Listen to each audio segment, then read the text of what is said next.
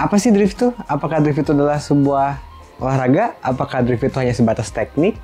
Apakah drift sama kayak slalom? Mobil drift harus kayak gimana sih bang? Terus peraturannya kayak gimana? Sejarahnya kayak gimana? Pokoknya semua pertanyaan-pertanyaan itu bakal berusaha gue jawab di video Apripedia kali ini.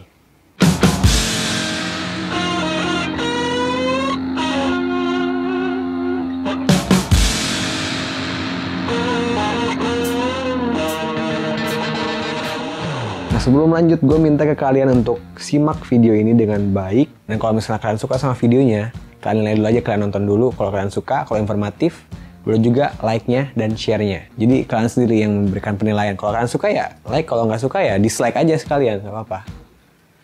Nah, dan yang pertama, gue pengen jelasin dulu drift secara cabang olahraga. Nah, jadi drift secara cabang olahraga balap mobil nih. Dan ini yang unik dari drift karena nggak kayak kebanyakan dan hampir semua motorsport atau olahraga balap mobil atau balap motor di dunia itu biasanya berpacu pada waktu. Siapa yang paling cepat, lah dia yang menang. Kalau di drift enggak, karena drift itu adalah judge-based motorsport atau olahraga balap mobil yang penilaiannya itu berdasarkan dari penilaian juri, bukan dari kecepatan itu sendiri. Nah, drift itu sendiri di kejuaraannya tuh formatnya tuh battle. Jadi dua pengendara bakal ketemu dan mereka bakal masing-masing ngelakuin satu chase run dan satu lead run. Lead itu berarti dia yang di depan, kalau chase dia itu di belakang. Nah, dari kedua run ini bakal dinilai 3 aspek, yaitu ada line, angle, dan style. Nah, gue jelasin dulu ketiga aspek ini. Jadi yang pertama adalah line. Line itu adalah garis-garis atau racing line yang sudah diatur oleh penyelenggara atau juri yang ada di suatu kompetisi. Dan aspek lain ini, besar kecilnya itu ditentukan dari sebaik apa sang drifter atau pengemudinya itu mengikuti racing line tersebut. Misalnya itu ditandai dengan zona-zona dan clipping point yang ada di dalam track. Yang kedua itu ada angle. Nah, angle ini tuh dinilai berdasarkan seberapa besar slip angle suatu mobil saat mereka memasuki belokan-belokan tertentu atau zona-zona tertentu. Nah, slip angle itu sendiri adalah arah dari kemana si ban itu menunjuk dibandingkan dengan arah si mobil itu sebenarnya atau sesungguhnya dia bergerak itu kemana. Itu adalah slip angle. Nah, semakin gede, biasanya semakin besar. Tapi juri-juri biasanya sudah menentukan untuk di zona-zona tertentu atau di belokan-belokan tertentu, itu angle-nya harus sebesar apa. Jadi memang sudah diatur, nggak semestinya lu harus 90 derajat angle-nya, nggak semestinya. Masih melihat dari kondisi track itu sendiri dan kondisi belokan selanjutnya setelah zona tersebut. Nah, yang ketiga, kita ada aspek style. Nah, aspek style ini cukup kontroversial karena aspek style ini juga menjadi satu alasan kenapa FIA atau Federation International de l'Automobile, badan tertinggi autosport dunia, itu baru mengakui drift sebagai olahraga otomotif yang sah. Karena aspek style ini sangat subjektif. Kenapa subjektif? Dari namanya aja kalian bisa lihat kalau ini masih sangat-sangat subjektif dari namanya. Jadi gaya berkendara si drifternya. Jadi sangat-sangat subjektif kan. Cuman kalau sekarang, style itu ada penilaian konkretnya. Jadi misalnya di zona-zona tertentu, misalnya tuh acceleration zone atau zona di mana lu tuh harusnya ngegas, tapi lu malah ngerem, maka ada deduksi, ada pengurangan poin untuk drifter tersebut. Jadi lebih konkret, lebih objektif. Termasuk juga throttle control, misalnya lu harus ngegas. Kalau gas lu konsisten, komitmen, maka poin style lu akan bagus. Jadi lebih objektif kalau sekarang. Dan bahkan di luar negeri udah ada yang pakai telemetri, jadi lebih pasti lagi datanya. Nah, telemetri itu apa? Ya mungkin ada video lain yang bakal ngejelasin kalian apa itu telemetri. Komen aja di bawah kalau kalian tertarik, kita bakal bikin videonya. Nah, biasanya kejuaraan drift itu ada beberapa rangkaian-rangkaian dalam waktu 1 tahun. Misalnya IDS itu ada 5 ronde dalam 1 tahun. Nah, di setiap ronde-ronde itu bakal ada juara-juaranya. Dan juara-juara itu nanti misalnya juara 1, juara 2, juara 3 punya poinnya. Misalnya kalau lu juara 1 lu 100 poin, juara 2 lu 80 poin dan seterusnya. Nanti akan diakumulasikan pada ronde terakhir atau akhir tahun, dan nanti setelah diakumulasikan bakal ditentukan siapa juara umumnya atau juara dari keseluruhan rangkaian kompetisi drift tersebut. Nah, itu generalnya atau umumnya dalam drift sebagai sebuah kejuaraan. Itu mau Formula Drift, D1GP, IDS, RDS, Drift Master, dan masih banyak lagi. Umumnya kayak gitu. Jadi udah cukup gue sampai situ. Sekarang gue pengen ngejelasin drift secara teknik. Kayak teknik drift itu gimana? Nah, jadi drift itu adalah sebuah teknik di mana mobil itu sengaja dibuat oversteer. Dan karena dia oversteer, mobilnya itu bakal kehilangan traksi ban belakang. Dan setelah dia kehilangan traksi, si pengemudinya ini, drifter ini, bakal berusaha mempertahankan kontrol dia terhadap mobil di sepanjang tikungan atau malah sepanjang trek. Nah, sama seperti yang udah gue jelasin tadi di aspek angle, teknik ini tuh menyebabkan slip angle yang belakang atau sudut slipnya melebihi sudut slip yang depan. Sedemikian rupa sehingga ban depan itu selalu berlawanan arah dengan si arah mobil ngesot gitu atau berbelok. Jadi misalnya kalau mobilnya ngedriftnya ke kanan, maka setirnya ke kiri. Kalau mobilnya ngedriftnya ke kiri, maka setirnya ke kanan. Nah, jadi bakal terjadi counter steering. Nah, drifting itu secara tradisional dilakukan dengan cara menendang kupling atau sebutan itu clutch kick. Nah, jadi saat mobil melaju, kalian mau mengarah ke belokan yang ke kanan, kalian arahkan setirnya ke kanan, kalian tekan kuplingnya dalam sekejap sambil menaikkan RPM mobil kalian, terus kalian lepasin si kuplingnya. Dan pas kalian melepaskan kupling, traksi ban belakang kalian itu bakal keganggu, cengkeraman itu bakal keganggu. Nah, akhirnya kalian lakukan counter steering dan mengontrol mobil di keseluruhan tikungan. Itu cara tradisionalnya. Nah, ini contohnya.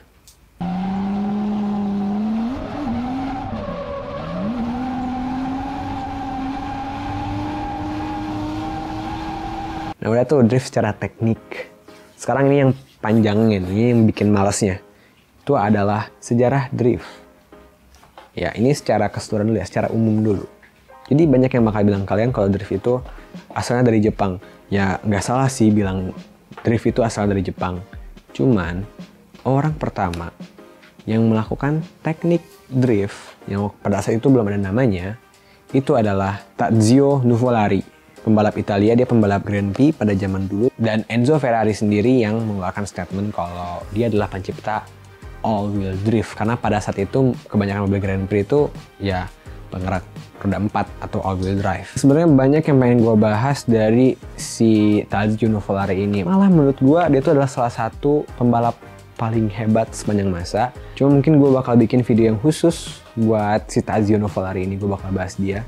Kalau sekarang gue pengen ngebahas bapak drift modern yang berasal dari Jepang. Namanya adalah Kunimitsu Takahashi atau biasa dipanggil Kunisan. Nah, jadi Kunisan ini pertama kali menggunakan teknik drift itu di balapan touring. Karena Jepang itu selalu terkenal dengan balapan touringnya. Dan dia menggunakan teknik ini untuk mendapatkan beberapa piala. Kalian pasti bertanya-tanya. Baru kamu nanya? Ente kadang-kadang ente ya? Kok bisa mobil yang ngedrift bisa juara balap touring?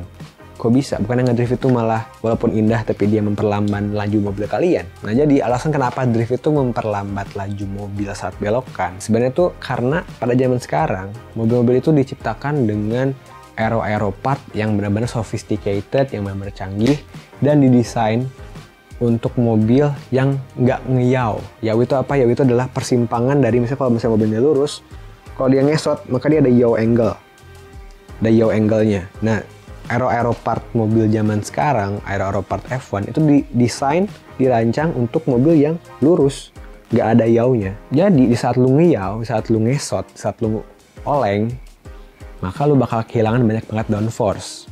Dan di regulasi-regulasi touring biasanya pit stop itu sangat berharga. Dan kalau kalian ngesot, maka ban kalian bakal cepat habis. Yang artinya kalian bakal lebih sering ganti ban. Yang kalau kalian lebih sering ganti ban, kalian lebih sering ke pit stop. Dan di pit stop itu kalian makan waktu. Jadi pada akhirnya itu alasan kenapa drift itu nggak efisien untuk balapan touring atau Grand Prix untuk sekarang. Tapi pada zaman dulu, aero part itu nggak terlalu canggih. Jadi nggak terlalu ngaruh saat lu ngeyau, saat lu oleng, saat lu ngesot tuh nggak terlalu berkurang. Karena dari awal juga nggak ada downforce-nya kan, nggak ada aero part yang canggihnya, nggak ada downforce. Jadi saat lu ngesot ya lu nggak kehilangan downforce karena dari awal lu nggak punya downforce. Intinya itu. Nah, move on. Lanjut kita akan bahas Drift King. Nah, istilah Drift King ini tuh kan berarti dia yang paling jago sepanjang masa. Enggak sama sekali sebenarnya. Cuma ini tuh julukan yang diberikan kepada dia karena ya pop culture dan ya drift itu terkenal sekarang itu ya. Salah satunya adalah karena orang ini. Dan dia adalah Keiichi Tsuchiya. Ya, mungkin kalian udah pernah dengar namanya The DK, Drift King of the World. Dia itu adalah orang yang waktu itu tertarik dengan gaya berkendara si Kunimitsu Takahashi ini. Dan dia mulai melatih tekniknya itu di jalan-jalan gunung yang pada akhirnya menjadi awal mula Toge Drift. Dan dia juga bekerja sama dengan kolega-koleganya untuk menciptakan kompetisi drift profesional pertama di dunia, itu di D1GP. Karena sebelum-sebelumnya ada kompetisi drift, cuman belum yang di label pro atau profesional. Dan dari D1GP ini lahirlah Formula Drift, lahirlah King of Drift Asia, King of Drift Europe, yang sekarang ada Drift Master, European Championship, terus ada beberapa kejuaraan-kejuaraan drift di Indonesia, dan masih banyak lagi. Nah udah tuh, itu secara general umum dunianya, dunia drift gitu. Sekarang kita ke sejarah, ya sedikit sejarah drift Indonesia. Jadi drift di Indonesia tuh udah ada dari tahun 2000-an. Dan bahkan dari tahun 2007, 2008, 2006, 2005 gitu ya. Kalau nggak salah yang pertamanya itu 2007 ada yang namanya tuh Goodyear Night Drift. Dan di sini yang ikutannya udah keren-keren. Rifat Sungkar, Fitra Eri, terus ada Amandio. Amandio pas masih muda nih. Dan malah dia udah ditakuti banget pada saat itu, walaupun umurnya masih sangat-sangat muda. Tapi kompetisi itu belum proper. Nah istilah proper ini tuh maksudnya apa? Nah, gue bakal jelasin dulu. Karena kompetisi yang dianggap proper itu yang pertama itu baru ada di tahun 2010, yaitu Jakarta International Drifting. Dan penyelenggaranya itu adalah Om Amru Wahyudi. Dan yang dia masuk proper itu adalah ya dari format kompetisinya secara keseluruhannya, penjuriannya, dan ya pokoknya seluruh dari acara itu proper. Nah, kok bisa sih GID ini proper? Dari mana nih? Maksudnya, kok bisa proper? Jadi, waktu pembentukan kompetisi ini tuh dibantu oleh salah satu drifter internasional yang berasal dari, kalau nggak salah, Malaysia. Dan dia ngasih tahu ke Om Amru DKK gimana caranya bikin kompetisi drift yang proper. Dan dari situ banyak banget kompetisi drift yang bermunculan, kayak ada Super Drift, ada Intersport. Dan walaupun beberapa tahun kebelakang sempat vakum karena pandemi, sekarang ada EDP, Edutainment Drift Prix, terus ada IDS, Indonesian Drift Series, yang juga jadi kejurnas 2 tahun berturut-turut, 2011 sama 2022. Dan ada juga kejurda-kejurda kayak Mekarta, dan masih banyak lagi lah pokoknya. Cuman 3 tadi itu yang paling besar di Indonesia. Nah untuk 2 tahun belakang itu masa-masa kebangkitannya Drift Indonesia itu diawali dari kerjasamanya Gilang Widya Pramana, yaitu pemilik J99 Trans dengan Akbar Rais. Ya, mereka berdua membentuk organisasi yang bernama J99 XAR atau J99 X Akbar Rais. Jadi kayak collaboration di antara mereka berdua. Dan mereka membentuk kompetisi Indonesian Drift Series yang menjadi kejurnas 2 tahun belakangan ini. Juara umumnya dari tahun 2021 itu kejurnasnya, juara umumnya tuh Darvan Rahmadi.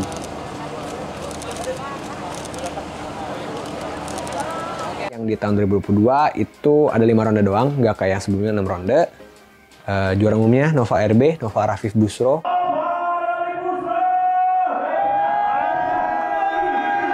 Dia juara nasional tapi baru 16 tahun. Cukup keren juga, mungkin bisa jadi penerusnya Amandio, maybe. Dan juara umumnya itu adalah Emmanuel Amandio. Kok ada 2 sih juaranya? Ada juara umum IDS, ada juara umum kejurnas. Jadi memang ini yang menurut gue cukup aneh, tapi intinya adalah kebanyakan kompetisi motorsport di Indonesia tuh ada kejurnasnya. Kejurnas itu cuma 3 ronde, jadi 3 ronde IDS pertama itu kejurnas dulu. 2 ronde sisanya atau 3 ronde sisanya yang tahun 2021 itu IDS aja. Jadi banyak drifter-drifter yang nggak ikutan IDS pas kejurnasnya beres gitu. Nah jadi cukup aneh juga ya, jadi pas lu juara nasional, tau-taunya beberapa bulan kemudian ada juara umum IDS-nya. Kayak euforia lu tuh cuman bertahan sebentar sepertinya. Cuman kalau lu bisa juara dua-duanya, ya bagus juga. Cuman ya aneh aja gitu. Mungkin cuma di Indonesia doang kayak gini ya. Nah intinya adalah itulah kondisi drift di Indonesia buat sekarang. Nah tahun depan IDS katanya bakal ada lagi. IDS tahun 2023. Edutainment juga katanya masih bakal jalan. Dan juga katanya ada kejurnas yang baru gitu. Ini belum ada namanya, kita juga nggak tahu nama dari kejurnas ini apa. Cuman gue excited banget buat nunggu Drifting Indonesia season 2023. Kayaknya bakal sangat menyenangkan. Nah segitu aja penjelasan gue. Banyak banget dari hal-hal tadi yang baru gue jelasin secara singkat.